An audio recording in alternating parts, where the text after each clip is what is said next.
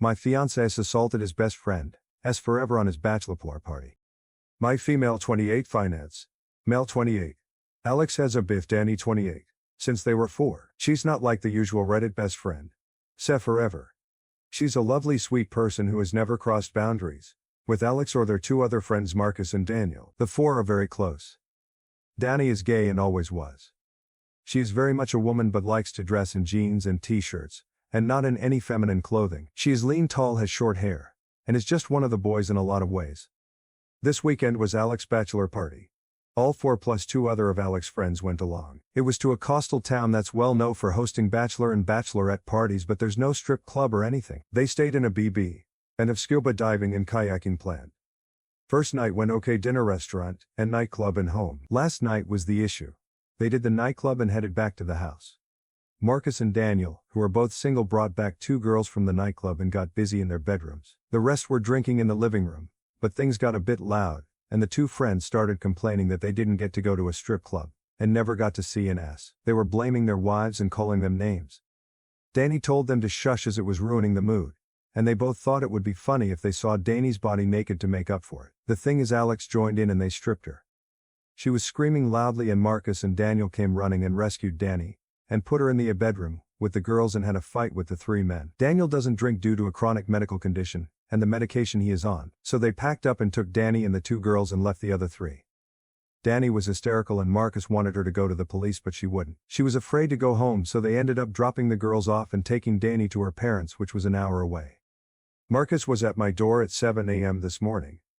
And he told me what happened, that if he ever sees Alex again, afraid of how things could go. He told me that if he can convince Dani to press charges he will. Then he left. Alex returned about 3 this afternoon. He was at Ting normally until I told him Marcus has visited. He was very nervous and tried to play down what happened as a joke that got out of hand. I'm devastated. I heard him out but he knew I wasn't accepting what he was saying. I told him Dani may be going to the police, and he got very panicked and pale. He said she had him blocked and he wanted to go talk to her. I told him she wasn't at her place as she was too afraid he or his buddies would turn up there. I asked him to leave and he didn't want to go but I insisted. He was crying saying it was a prank that got out of hand. I heard him out only as a courtesy to our 2-year relationship, but I'm done. I don't know this man. I don't know if I should reach out to Dani, or just do nothing. Marcus and I have been in constant contact, and he agrees that I have no option but to end things. I don't know where to start with canceling everything as the wedding was in 5 weeks. But it seems trivial compared to what Dani is going through right now. Marcus is convinced that Dani is going to the police after talking to her parents, so I think Alex is in trouble. I can't support him on this. Maybe I'm wrong as he was drunk and probably had taken other things, but this was his friend from age front. How he did this to her. I've not blocked Alex but I've not replied or picked up any of his calls. Comments. 1. He knew I would dump him for cheating so he took everything he could get his hands on. Comments 2. X's letters shouldn't go to the trash, it should go to Dani's lawyers. Update 1. It's been a terrible day. I can't reach out to my friends yet as I'm ashamed. I did tell my parents and my brother, and they have been wonderful. My brother brought his friend with him when he came to stay, and today both of them packed up every bit of my ex's stuff and took it to his parents' house. X was there and just asked if that meant I was finished with him, and my brother said yes. And did he really expect any other reaction? His father intervened and told X not to say anything more. He told my brother to tell me to contact him on canceling the wedding. I'm not contacting his father ever. My parents are handling canceling the wedding, and my father got into my cousin who is a lawyer, and he is going to help and advise me as needed. I have to disentangle myself from X on Lisa's bank account savings, and such, although my brother made me transfer all of my money from joint account savings and daily accounts to my own account. It's a mess. I tried to ring Dani but she isn't up for speaking to anyone, so I just text her that I was there for her, and that I had broken up with Alex. She hasn't replied and I don't expect she will. She's in a bad way apparently. Daniel spent 3 hours with me today. There's a lot going on, but I'm afraid to say too much for fear of damaging any court case. Just to say there are 2 videos of the incident. One by Jeb, one of the 2 friends. A lot of it is chaotic, but the last part is clear and telling apparently. The owners of the rental house apparently have gotten involved and have footage, but I can't say more. When Marcus left me he went to both those guys' wives and told them what happened. Jeb's wife has been very helpful apparently, and she is split from him. The other guy's wife too has left him. Things are going how most of you want them to go, that's all I will say. Well, I will add it was worse than what Marcus shared. Daniel told me that before Dani found her style she had long hair and dressed feminine. And was stunningly beautiful. And all 3 of them were in love with her. as teens. Alex took her rejection very personally apparently, and Daniel says he was angry and bitter for a couple of years, but hid it from her. The thought he had gotten over it. But Daniel feels this smacks of revenge against her. Scary if this is true. I have and continue to receive hundreds of texts from Alex. He told me his father told him to stop texting me, but he can't. I haven't replied or blocked based on advice. This is very hard and I don't know what way all this is going to end up. Sorry about any mistakes and typos, I'm not doing well. If there's more I will post again if I'm able. Update 2. ET2. I got a call from Dani. Daniel has been ever present, and I'm guessing it was because he knew she was going to call. There's a lot more to the story. The first night was normal as I said, but in the Saturday Alex, Jeb and their friend decided not to go scuba diving with Dani, Daniel and Marcus. Dani was feeling very hungover and gave up after an hour and went back to the Airbnb. She walked into the living room to find all three guys engaging in sexual acts with two women. Jeb shouted at her to get out as this was costing them a fortune. The women were escorts. She left and went back to the boat, and only told Marcus what she saw. When they all went back later, Alex told her to not tell me as it was just his last bit of freedom. She told him she was disgusted with him, and that he wasn't free. She told him she would have to think about what to do. Marcus convinced her to stay another night as he and Daniel had met the two girls the night before, and were seeing them again that night, and if Dani wanted to leave then Daniel would have to take her as he was her ride. And there wasn't public transport in the tiny town. So Alex cheated as did the other two. Marcus told their wives that morning but not me. He was going to do it in stages as he knew I was in shock. The actual assault went further than Marcus told me also, and while Alex hadn't actually done anything beyond pulling off her clothes, unlike the other two, he stood by and watched and did nothing to help her. She said she thought he had taken shrooms earlier but couldn't be sure. Marcus and Daniel did rescue her, but things had already escalated. She went to the police immediately she got to her parents. The Airbnb owners had also gone independently when they saw the footage. All three men are facing the consequences of their actions. Dani told me she was sorry she didn't leave tell me immediately like she wanted to do. She is very distraught still. I didn't want to make things worse for her. I don't think I am needed for any legal proceedings, so I finally blocked Alex and his parents. The wedding is cancelled. And I'm just starting to disentangle myself from Alex on bank accounts and such. Here's my issue. I'm feeling very angry towards Marcus. It feels like he didn't really care about me. He stopped Dani from telling me so he could continue to shack up with the girl he met. He apparently feels guilty because if they had left Dani would not have been attacked. He didn't do me the courtesy of telling me that Alex cheated that morning like he did with the other two wives. It's not like he was sparing my feelings, because my ex assaulting another woman was a pretty damn bad thing to hear. He didn't tell me the full extent of the attack. Dani is still unsure if Alex wasn't just waiting his turn, or all he was going to do was watch. I should have been told that asset. And not from Dani because the conversation was incredibly difficult for her. Daniel didn't know about the escorts at all, and didn't know Marcus hasn't shared the full story of what they saw when they burst in. Daniel has been my rock. I need some perspective here. Is it okay to be angry at Marcus? Is it misplaced anger? I'm pretty angry at Alex though, and that's all I feel towards him. Can anyone give me a different perspective I'm missing? Marcus and I had been in constant contact. He's already back at work so it was messages, texts, and occasional calls. He actually visited last night but I didn't open the door to him. Daniel is saying whatever I feel right now is okay. But I think he's just placating me. I don't know who to trust anymore. I don't have to have any more contact with Alex and think the case will move along without me. I'm thinking of telling Daniel that I need a break from him, and Marcus and that group of friends. Dani and I have said we will stay in touch but I can't see us being very close. My best friend who I finally confided in thinks I should just step away from them all now for good, and try to move forward. My parents agree and think it's necessary for healing. My brother thinks Daniel has been nothing but great, and I shouldn't cut him off. But they all seem to be a package deal, but without Alex now obviously. So I think it's probably all or nothing. What should I do? I don't want to be ungrateful but a clean break feels right. New update, update 3. First of all, Dani and I have bonded. She and I talk every day and message constantly. I didn't expect that but it's truly wonderful. She says she needs a good straight friend right now. Joke, and honestly she is a great person, and has been a huge support to me despite what she has been going through. I told her I posted here as I felt guilty as to tell my story I had to tell hers. She was okay with it. She is thinking of waiving her right to anonymity when the trial comes as she wants everyone to know she was raped and by who. Dani has quit her job, moved to her parents full-time, and is in therapy. She's just about okay. Surviving still rather than living, but she is so strong and amazing. Justice moves slowly here so there isn't too much of an update on the legal process. Marcus was told however he would not face charges for assault for attacking the two actively attacking Dani. I went back to work and it was awful. I work for a tiny startup. Oscar, who works there, is friendly with Marcus and my brother. We are all into martial arts and attend the same dojo. So I'm getting a lot pity. I'd have been okay with sympathy or empathy, but being pitied sucks. Still, it's better than being home all day doing nothing. Daniel gave me space as I asked, and he is truly a good guy. There is nothing romantic there at all though. I'm not in a fit state for anything like that, and won't be for a very, very long time, and he is just a good guy. No ulterior motives. We text a bit, and he is in a lot of contact with Dani. I got a letter in the mail from Alex. Said he held out hope while I hadn't blocked him, but once I did he was distraught. He told me he doesn't want to freak me out by turning up in person, and I know that wouldn't look good for him anyway, but he just wanted to tell his side of the story. He said he was pressured into doing stuff with the escorts, and he only got a bye. The other two were really pressuring him to do more, but he didn't, and says he regrets even doing that. He admits he was angry at Dani, because she told him he either told me about the cheating, or she would, but he knew he was totally in the wrong. He knew I would dump him for cheating, so he took everything he could get his hands on. He's not even sure what he took, and while he remembers pulling off Dani's shoes, he doesn't remember anything else. So he was just peered, pressured and drunk, and drugged up, and he did nothing wrong at all basically. I was just disgusted to read this. His total lack of accountability is just sickening. I'm not responding to him ever. Any future mail goes unopened into the trash. I'm in therapy, but it's early days, and it's not seeing progress yet. That leaves me with Marcus. He knows I've been angry with him, and he is desperate to talk it out. I probably feel too much anger towards him, but find it hard not to.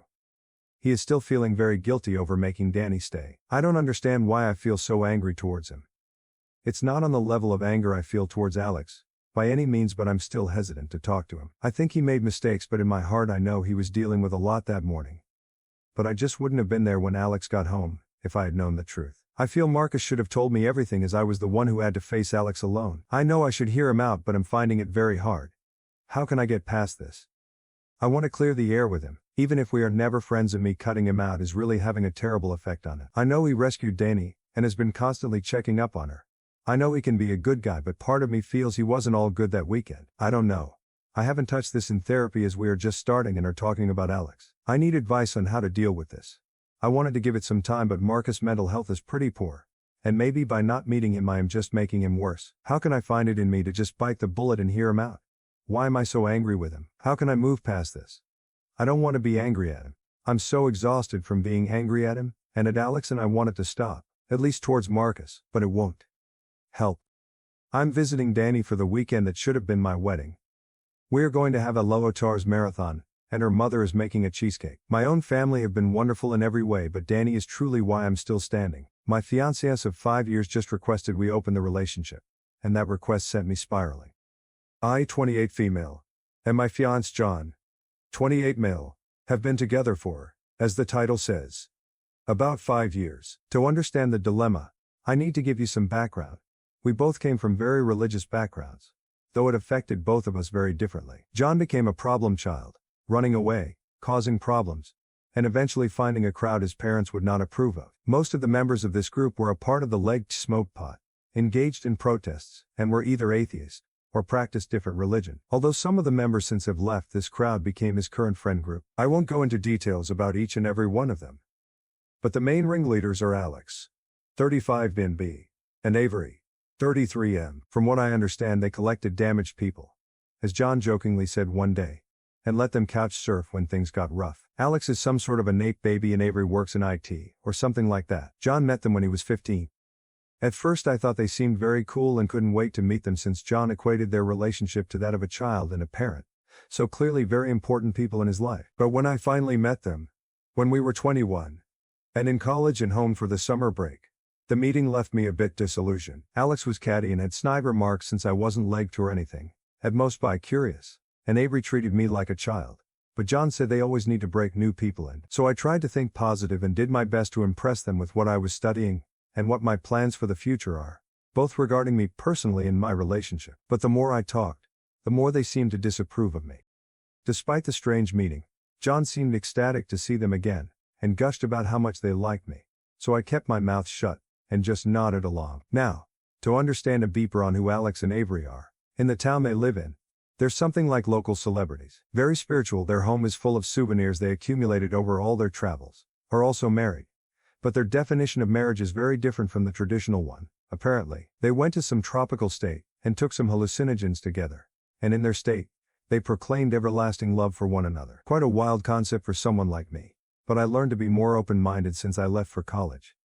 That being said, they also said that they can see auras, whatever that is, and apparently love my fiancés. I don't know what they think of mine, but it probably isn't much. Which brings us to the topic I came here with. Last week after we got home from work, John sat me down and asked me what I think about being in a polygamous relationship. He said he loves me so much more than is possible, and doesn't know what to do with the rest of it, thinking that it's fair to forgive it to someone else. I, on the other hand, don't have a limit on how much I can love him, so I said no. And that was that. However, the question has been plaguing my mind ever since. If you knew John just a fraction, you'd know he researches about things long before he actually commits to anything, any lifestyle, or relationship changes, whatever. This makes me think that he has already thought about it for a while, and that he also consulted Alex and or Avery about this. I don't want to villainize them, but I know, for a fact, they're not in a monogamous relationship, and they clearly don't like me as the rest of their little group. Again, I don't want to point fingers, and I won't ask John to show me his messages with him, unless I have solid proof that isn't just a gut feeling. But I just have this horrible feeling that they, somehow, pulled in John. There's no way he just thought about it suddenly on his own. 5 years of relationship, and the idea of non-monogamy was never brought up. And now suddenly, just as we're about to be married, he brings this up? I don't buy it one bit. But I can't just go ahead and confront them now, can I? I just don't know what to do. I feel stuck. At home I pretend everything is fine, since my group of close friends told me that I'm just overthinking. And I believed it for a while. But whenever I look at John, all I can think of is, he thinks there's a cap on how much he can love me, and he wants to love someone else. I want to deal with this, but I don't know how. If I bring it up with John, he'll just brush it off as well. Or he'll think I'm cheating or don't trust his friends. I worked hard to get their approval, and I know for a fact John shares everything with him. He wouldn't keep this for himself. I just hope that someone here can give me pointers on how to proceed. Thanks. Comments. Comment 1. Someone suddenly asking to open a relationship is like finding out your house was previously occupied by a serial killer in a horror movie. It doesn't bode. Also, the description of Avery and Alex gave me cult leader vibes. Comment 2. John sounds like hard work. He honestly just isn't worth it. OOP should find someone better. Update. Me and John came from similar backgrounds, but my family was a bit less strict, allowing me to go to college since I had great grades. The plan for me was to move back after getting a degree, finding a job, a husband, and living the traditional life, which obviously didn't happen because I met John, who literally changed the trajectory of my life. After a year I switched from my first major to one I liked more, and it's been a while since I contacted my parents. They didn't approve, of course, but with John's help, I didn't give in to their demands to come back. Now they know I'm getting married and are invited, but the last time we spoke was about 2 months ago. John has completely no contact with his parents since 18. I didn't talk about the friend group in more detail at first, since I didn't think they were that important. But they do like me. At first they were obviously a bit unsure, since to them, I was a cashed white passing woman, but they warm up to me and I'm proud to call them my friends. The only people who didn't fully accept me are Avery and Alex. And since me and John got together officially, they tend to call me the wife in this strange, almost derogatory manner. It's not an important detail, but it gets on my nerves. Lastly, John is aware that opening up the relationship would lead to me being intimate, physically or emotionally, with other people. But he said it's a great chance for me to explore my bi side, though I haven't expressed the desire to really be with a woman in a committed relationship of that magnitude. On to what happened. I shot a message to John 2 days ago that we need to talk. He works from home, I don't, so as soon as I got home, we sat down to have an in-depth conversation about his proposal. I think he knew what it's going to be about, and I had the feeling he seemed almost guilty. But I ignored that, and basically word vomited everything that's been on my mind. This is embarrassing because I wrote down most of what the comments advised and was prepared to have a mature discussion. But by the end of my easily 15-minute rant, I was in tears and he had to hold me, otherwise I'd crumble completely. The gist of what I said is that I'm hurt that he wants to fuck other people, and that he doesn't care that I'd fuck other people too. That he believes there's a limit to how much he can love me, and that I can't see where this all came from. That he just sprung this on me out of nowhere just a few months before we're to be wed. We tried to have a mature discussion. Yes, but by the end he was frustrated. He did apologize for making me feel less than, but said that my outlook on an open relationship is selfish. What it all boiled down to was that he feels he didn't have enough time to find himself before he committed to me. Which is bullshit, because he didn't show any signs of wanting more than I could offer. We were very happy throughout the 5 years. I really believed I met my soulmate. I realized that, since we were engaged, he seemed to talk more to his friend group, and by extension to Avery and Alex. Again, I don't want to paint them as these cartoonish villains. They're really interesting and all. But now I want nothing more than to scratch those self-absorbed, smug smiles off their faces.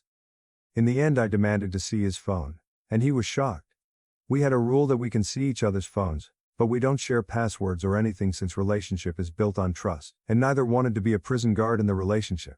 Nevertheless, he unlocked and handed over his phone, and I searched his messages, even deleted ones, and found nothing out of the ordinary. Then I checked the call log, and guess fucking what? Hours-long calls to and from either Avery or Alex. I was fuming, and asked him what the hell does he need to discuss with them this long.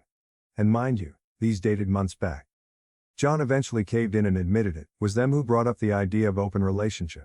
But they also talked about everything else since they're such a role models. John admitted that he started getting cold feet a while ago and needed a safe place to discuss this. I guess I, his wife-to-be, am not safe. Please make it make sense. Why even marry me then? He promised we'd go to a couples counselor and fix all of this. His issues with marriage, the open relationship thing, the whole 9 yards. And that he'd book an emergency session with his therapist, that he loves me and wants nothing but to be with me. It was late, so we went to bed. Despite how messy this all sounds, I was a bit more reassured by this. I genuinely love him, even if my post doesn't reflect that very well. Though many people said to just leave. I want that to be the last resort. I was willing to jump through hoops to make this work. But guess who's the idiot? This morning I woke up to an empty apartment, and a message on my phone from John, saying that he needs a few days to think this all over and needs space. He didn't say where he was going or when he'd come back. I called and messaged everyone I know. But no one can tell me where John is. I told him that he either comes back home in 24 hours. Or this is over. As you can imagine, I'm a wreck. I took the rest of the week off, and between crying sessions and staring blankly into the wall, I obsessively check my messages, in hopes of someone telling me where John is. To be honest, if he's willing to put me through this, I'm not sure I want to be with him. How can you do this to someone you love?